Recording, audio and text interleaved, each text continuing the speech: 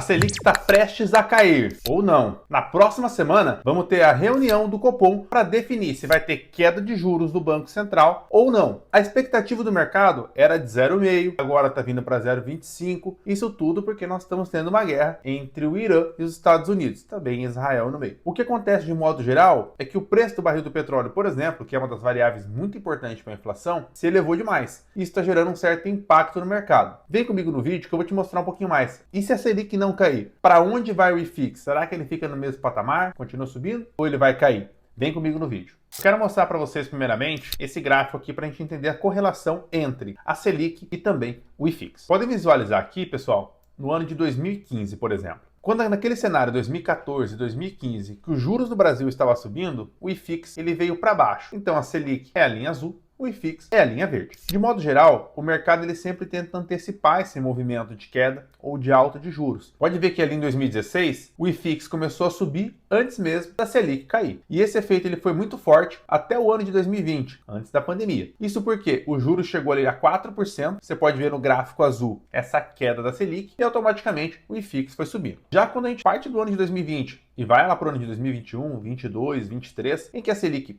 foi para cima, o IFIX ele ficou mais de lado. Pode ver nessa linha verde. Ele teve uma queda, assim, em relação a 2019, 2020, mas ele ficou um período muito forte de lado. E aí, quando a gente chegou em 2023, novamente tivemos uma queda de juros, o IFIX subiu novamente. 2024, naquele ano em que deu o dólar para cima, né, o dólar bateu 6,30 e automaticamente a Selic veio para 15%, que é o patamar que nós estamos atualmente, então o IFIX também veio para baixo de maneira muito acentuada. Então, tem uma correlação direta ali entre o IFIX e também a Selic. Agora, quando nós vamos para o ano de 2025 e 2026, Selic estabilizou, o IFIX subiu, então agora a expectativa que fica é, esse IFIX ele está precificado com uma Selic a 12%, a 11%, a 13%, a 14%, aí que fica uma dúvida muito interessante para a gente entender se a Selic cair menos do que esperado, por exemplo, ficar em 14% ou 13,5%, será que esse IFIX vem para baixo? Ou se a Selic cair mais do que esperado, vir para 11%, esse IFIX tem mais chance de subir. E qual uma das variáveis importantes, tá, pessoal, para que a Selic caia menos do que o esperado? É claro que nós estamos num ano eleitoral, tem todo o aspecto, né, e o ruído eleitoral, mas beleza, não vou nem mencionar sobre isso, que ainda faltam alguns meses para chegar e automaticamente o pessoal também não está olhando muito para fiscal, se juros é para baixo ou para cima devido ao fiscal.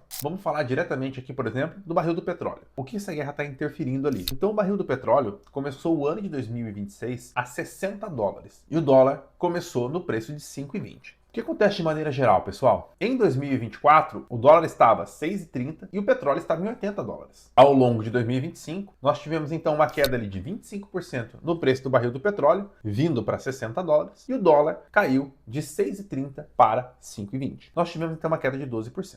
No composto, tivemos uma queda de praticamente 40% no barril do petróleo. E na bomba de combustível, nós não sentimos esse efeito de queda no preço do combustível. Isso porque nós tivemos aumentos de impostos estaduais, federais e também municipais. Então, num cenário positivo de 40% de queda no ativo, nós não tivemos melhoria. Agora, e o cenário reverso? E o cenário de alta de inflação, por exemplo? Pode ver aqui nesse gráfico, o petróleo batendo 98 dólares, então saindo de 60 no início de 2026 para 98. Então é uma subida de 50%. E o que acontece de modo geral? Quando a gente fala de petróleo, a gente está falando de gasolina, estamos falando de diesel, interfere diretamente no nosso transporte em toda a cadeia produtiva brasileira. Só que também a gente tem que lembrar que tem muitos produtos que são derivados desse mesmo ativo, que é a borracha, o pneu, roupas, embalagem de alimentos. Então tudo isso interfere diretamente no preço final de um produto. Então sim, esse efeito massivo de alta no preço do petróleo pode causar um efeito inflacionário de maneira mais intensa. Se você tem um portfólio de fundos imobiliários, mas não consegue ter essa clareza para analisar em relação a juros, alta nos preços, classe de ativos, eu vou deixar aqui embaixo um formulário para que você consiga preencher e também ter acesso ali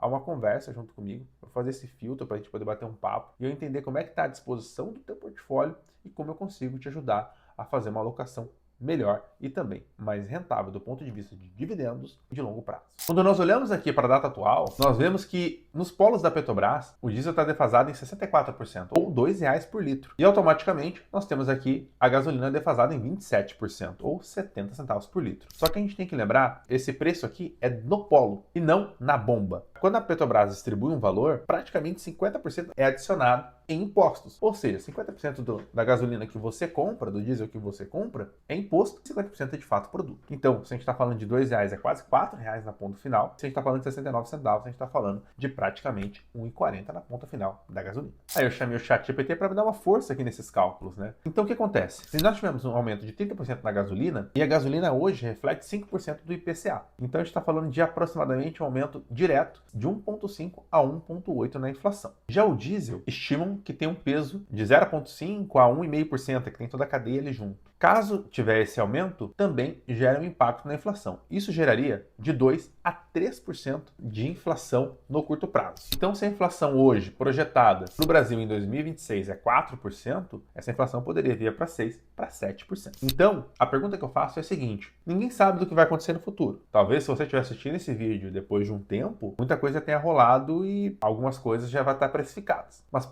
nesse momento que eu estou fazendo o vídeo, não dá para saber se de fato isso vai gerar impacto na inflação, se esse repasse da Petrobras vai gerar um impacto, mas sim, ele tem a possibilidade. E se gerar esse impacto, quanto seria que a gente pode ter no final de 2026? Então esse é o ponto principal. O que eu quero trazer para vocês aqui, tá, pessoal? Eu vou montando sempre uma tabela dos preços dos ativos de acordo com o segmento do fundo imobiliário. Então vocês podem ver aqui, por exemplo, só coloco um exemplo aqui, carteira do cliente, né, 71%, se ele ganhasse 10% ao ano. E eu vou colocando ali o IFIX, o setor de logística, setor de ativos financeiros, fundos de fundos, shopping, escritórios. Nós vemos ali em 2023, o setor de shopping foi o que mais subiu. Subiu 30%. Isso porque 2023 foi um ano muito forte para a Bolsa. Então, o que acontece? Subiu o shopping seguido pelos fundos de fundos. Quando nós vamos para 2024, que foi aquele cenário em que o IFIX fechou em menos 6%, os escritórios fecharam em menos 12% e os shoppings fecharam em 12% negativo. E os fundos de fundo 11,4%. Já quando a gente vai para 2025, fundos de fundo subindo 28%, shopping center subindo 25%, escritórios 23%. Então, olha como esses três setores são os que mais têm volatilidade dentro do portfólio. Fundos de fundos, porque você está comprando desconto sobre desconto. Então, automaticamente, se tem uma queda, você está tomando queda sobre queda. Então, é natural ele ter mais volatilidade. Já os shoppings e os escritórios, como eles pagam abaixo da Selic, também tem esse fator muito forte caso a Selic esteja mais alta. Então, assim, o que eu quero trazer para vocês, e não quero presumir nada, é de que tenha bastante cautela na alocação do teu portfólio. E como isso funciona na dinâmica do teu portfólio. Pensa sempre o quanto isso pode gerar para você de renda e o quanto pode gerar para você de estresse também. O mais importante nisso tudo é você ter diversificação no teu portfólio e, ao mesmo tempo, ter tranquilidade para navegar durante esses momentos. Eu quero que você deixe aqui embaixo o teu comentário. Hoje você tem qual ativo dentro do portfólio e também para saber se o impacto no teu portfólio que você está mensurando vai ser grande, pequeno ou moderado. Mas o ponto mais importante é, você está disposto a correr esse risco para ter uma rentabilidade maior ou simplesmente você entrou porque você achou o fundo legal, beleza? Deixe seu comentário, te aguardo ali para a gente bater um papo um pouquinho mais.